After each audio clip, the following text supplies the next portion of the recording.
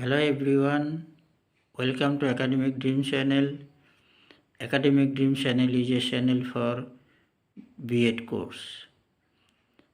In this channel we are time to time discussing about different papers, different content of B.Ed course.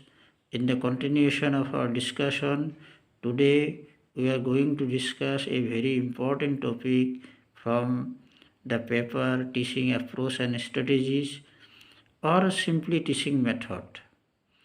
So from this paper, today we are going to discuss a very important topic which is known as Maxim of Teaching. So Maxim of Teaching are very important part of teaching strategy. Actually, the term maxim as a dictionary meaning implies proverb or some old saying. So in case of teaching learning process, we have some old saying or really truth saying which makes our teaching effective. These maxims are also known as principle of teaching. So sometime a question may be asked, discuss the following principle of teaching, but the terms will be in the form of maxim. That means maxims are also part of principle of teaching. So today we will discuss at least 5 or 6 maxim of teaching one by one. Let us see some important maxim of teaching. First one, it is known as known to unknown. So known to unknown means while we teach in the classroom, we should proceed from known to unknown one. For example, while we go for teaching about voice sense in class 5, we must know whether our children know about different forms of verb or not. So that is known to unknown because different forms of verb are needed in teaching voice sense.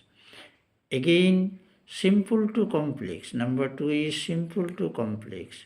So simple to complex implies that first of all we must teach the simple concept and gradually we should go to the complex one. For example, before teaching about division math, I mean to say in the subject mathematics, before teaching about division, we must ensure whether our children know plus, minus, multiplication or not. Because plus, minus and multiplication all are needed in teaching division. Next, number 3, that is easy to difficult.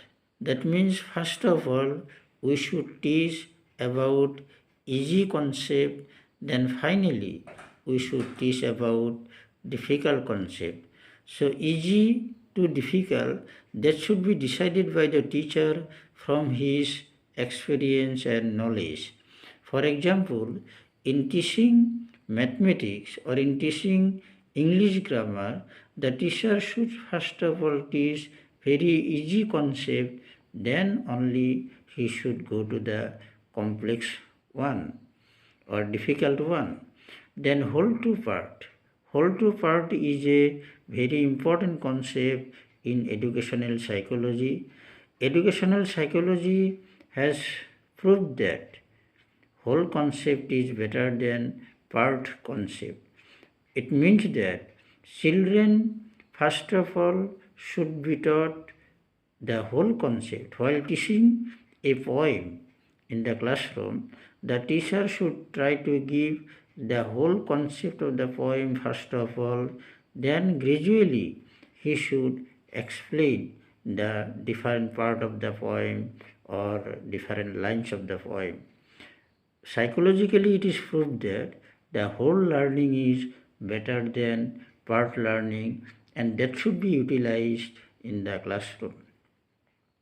Near to far is another very important topic, a very important maxim of teaching, which implies first of all we should teach our children about all concept about our nearby environment. Then only we should go to the example of her distance.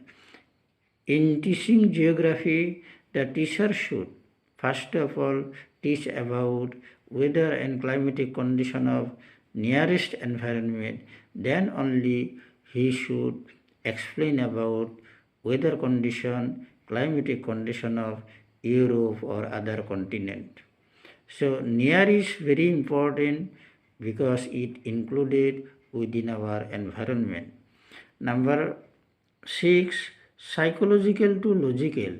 It means that children should be taught according to their individual differences. Children should be taught according to their different abilities and qualities. So, psychological, children should be taught something in the form of concrete way, that is concrete concepts can be understood by the children easily, and then after he should teach about logical concept. So learning by doing is also one of the important ways or principle which can be the concept under the concept of psychological to logical. That means concrete concept should be given first of all, then after the teacher can give some logical idea which will enable children to learn according to their knowledge and experiences. So in this way, while the teacher teaches in the classroom, he should follow a number of maxims of teaching, and these maxims make the teacher perfect and can make his teaching more effective. Dear learners, dear trainees, I think so you have understood better about the maxim of teaching. We'll meet once again taking some new concept. Till then, thank you.